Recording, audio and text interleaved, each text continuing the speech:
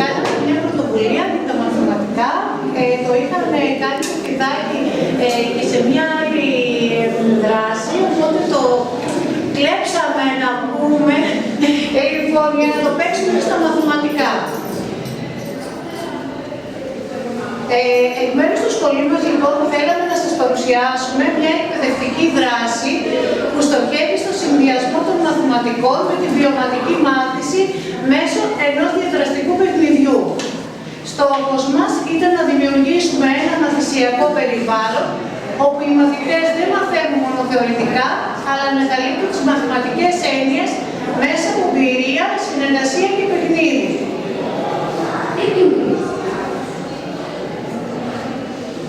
Η σχολική καινοτομία συνίσταται στη χρήση νέων διδακτικών μέσων, στην εφαρμογή νέων διδακτικών προσεγγίσεων, καθώς και στην αλλαγή των αρχών και πεποιθήσεων.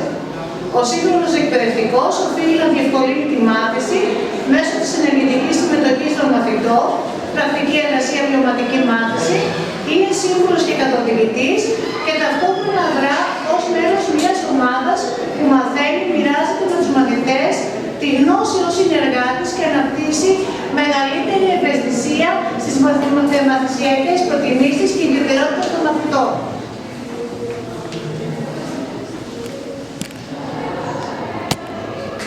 Κύριος στόχος μας είναι οι μαθητές να αγαπήσουν τα μαθηματικά, να τα αντιμετωπίσουν ως μια ευχάριστη και δημιουργική ενασχόληση που ξεφεύγει από τα πλαίσια του μαθήματος. Η καλλιέργεια θετικού κλίματος απέναντι στα μαθηματικά οδήγησε στην παραγωγή ενός επιτραπέζιου παιχνιδιού.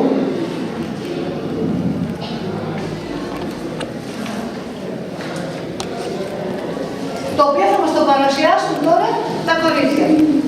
Γεια σας, αρχικά θα μιλήσουμε για την ιδέα και τη διαδικασία με την οποία δημιουργήσαμε το παιχνίδι.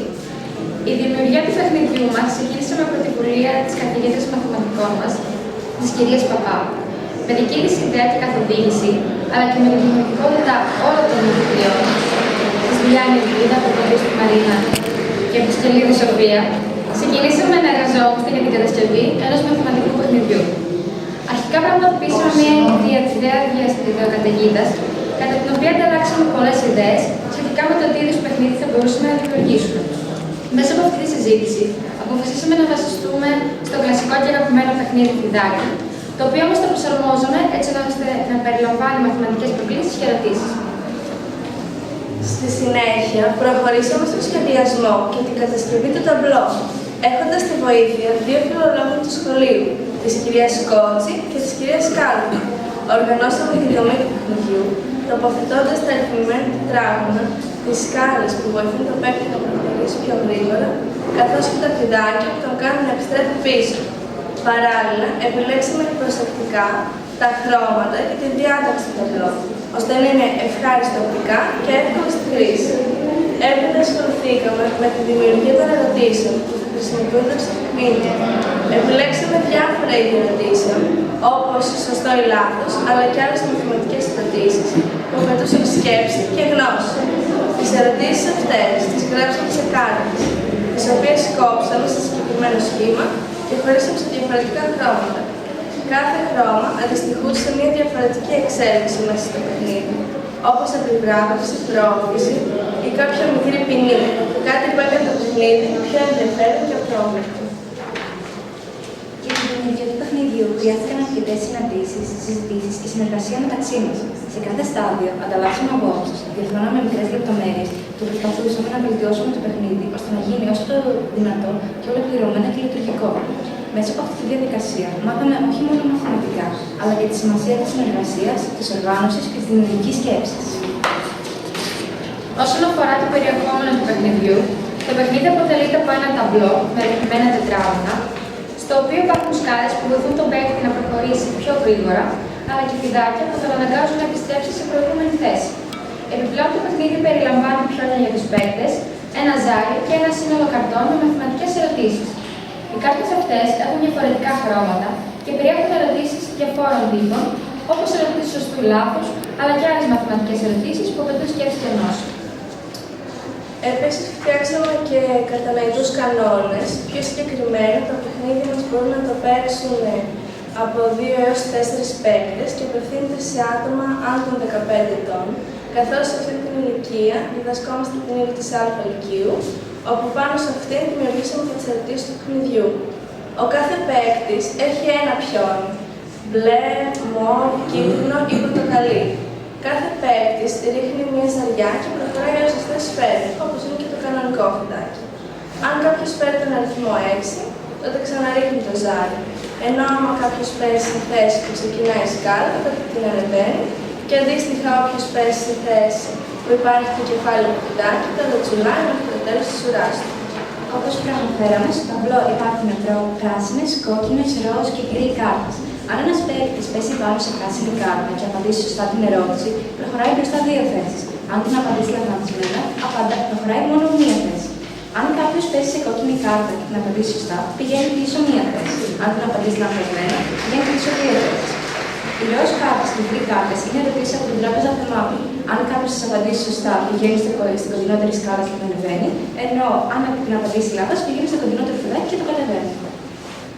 Όταν τελικά ολοκληρώσαμε το παιχνίδι, τους παρουσιάσαμε στους συμμαθητές μας και το παίξαμε σε ομάδες στην τάξη, το ευχαριστηθήκαμε όλοι. Δώσαμε και ένα ερωτηματολόγιο για να πάρουμε σαν μια αφόρμηση πώς τους είδε. Βέβαια ήταν την πρώτη φορά που παίξαμε, οπότε τα παιδιά ήταν λίγο μπερδεμένα, σκεφτόντουσαν θα παίξουμε μαθηματικά. Είχαμε γενικά καλές εντυπώσεις. Σε επόμενα μαθήματα βέβαια αρχίσαν και μας το ζητούσαν και θέλουν να παίξουν περισσότερες φορές. Τι αποκομίσαμε από το παιχνίδι? Μέσα από τη δημιουργία και την παρουσίαση του μαθηματικού φυτακίου, αποκομίσαμε πολλές σημαντικές εμπειρίες και γνώσεις. Αρχικά καταλάβαμε ότι τα μαθηματικά μπορούν να παρουσιαστούν με έναν πιο δημιουργικό και ευχάριστο τρόπο όταν συνδυάζονται με το παιχνίδι και τη διασκέδαση. Μάθαμε ότι η γνώση μπορεί να γίνει ζωντανή και να φέρει ενθουσιασμό στους μαθητές. Παράλληλα, μάθαμε τη σημασία της συνεργασίας και της ομαδικής δουλειάς. Για να ολοκληρωθεί το παιχνίδι, χρειάστηκε να ανταλλάξουμε πολλές ιδέες, να οργανώσουμε τις ενέργειές μας και να συνδυάσουμε τη σκέψη και τη δημιουργικότητα όλων των μελών της ομάδας. Κάθε συζήτηση και κάθε βελτίωση στο ταμπλό ή στις κάρτες μας έδειχνε πόσο σημαντικό είναι να ακούς και να στηρίζεις τους άλλους. Και όταν παίξαμε το παιχνίδι στην τάξη, η εμπειρία αυτή μας έδωσε ακόμα περισσότερο.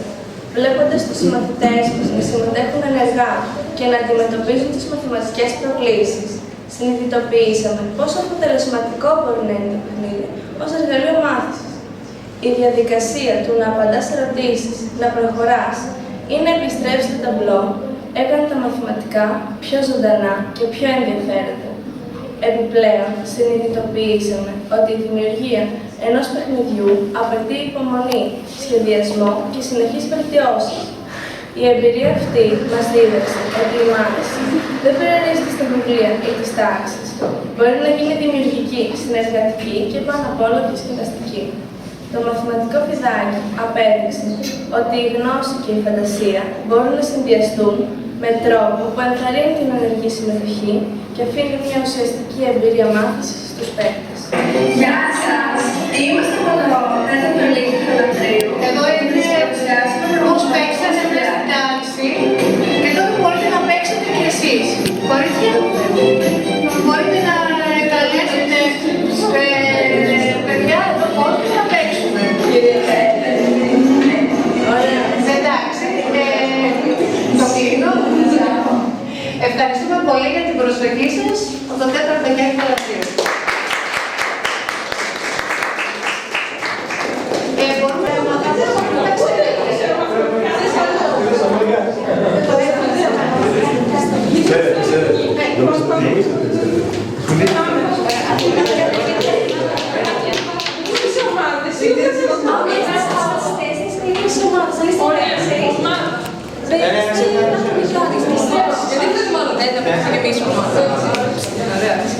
Κάντε ήρμα, πώς είστε,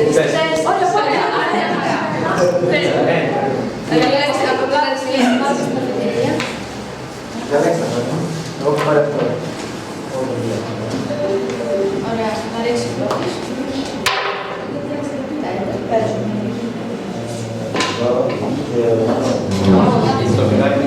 στο φυλάκι κατεβαίνει. Εδώ δεν έχει.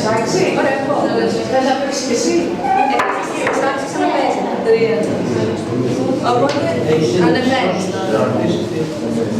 Δύο πόδια.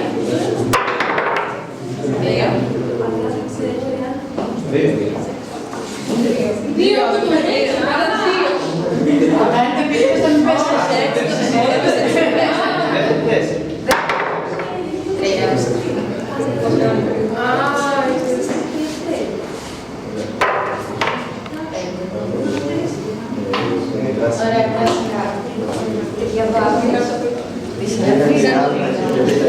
Άμα είσαι κάθε διαφορετικό επικοινωνία και διακρίνεις ένα μεγαλύτερο επίπεδο.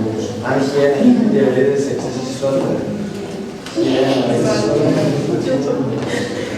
Μπορεί να χρειάζεται, αυτό χρειάζεται πίνα. Όχι, αυτό δεν χρειάζεται. Αυτό δεν είναι θεωρία.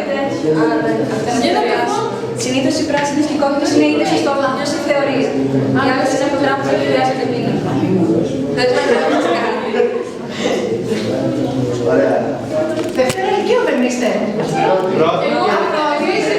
Πρώτη και δεύτερη. Να, εντάξει. Ναι, είμαι φεβρουαρική. Εντάξει, μην μου βάζετε τι θα παίρνει. Και ένα και δύο. Το χέρι. Είναι το κουμπίτα. Δεν θα το γράψεις. Α, οκ, ναι. Θες ένα στοιχείο. Βάλατε έτσι. Πες το.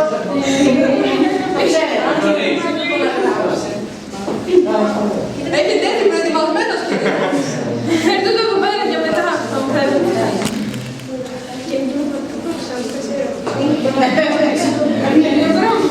θα μετρήσω βαθμό, δεν βγαίνουμε.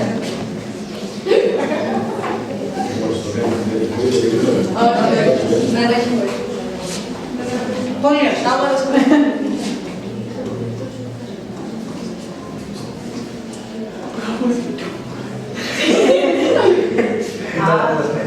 Πολύ ωραία. Ναι, πρέπει να φέρω το Θα κάνεις την απόδειξη. Ωραία, ευκαιρία. Ναι, ναι, ναι.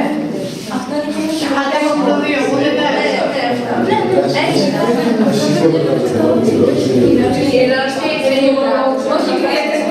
αλλά και είναι θεωρία. Ναι.